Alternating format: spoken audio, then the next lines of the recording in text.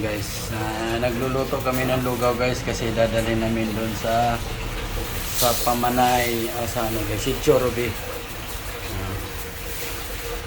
Para ano naman.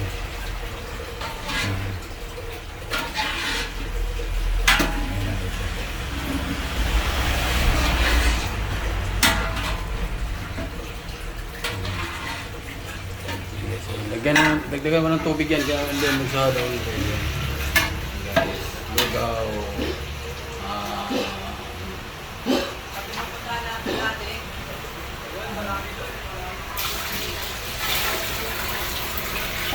Hindi pa. Ano pa yan? Layo pa yan. Dito kami sa bahay nila nanay.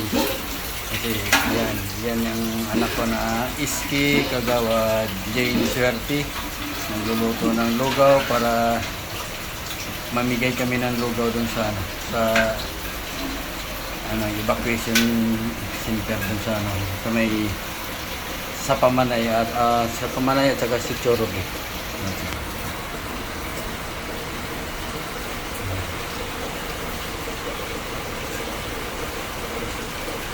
Tuloy-tuloy ang ulan guys, mula pa to kahapon hanggang ngayon guys. Monday, nag-ulan-ulan na guys. Dito, tumitigil, ulan, tigil. Pero ito, simula kahapon, tuloy-tuloy na talaga siya.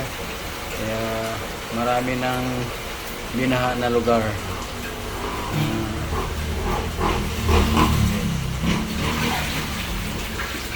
Kulang pa yan, layo pa yan be.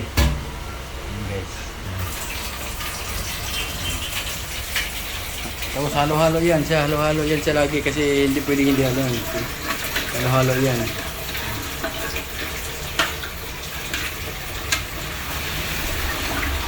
Kasi tututong yan pag hindi yan hinalo. Tututong yan. Ang layo pa ng tubig. Parang konti na yung bigas. Ha? Sakto lang yung bigas na yun. Sakto lang yan. Marami yun. Ganyan yung ginawa namin doon. Nagluto kami na nakaraan. Pinamigay sa bukon.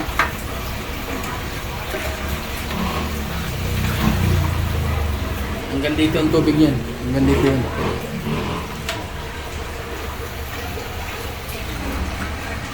Yan guys. Okay guys. Update ko kayo guys next. Bye.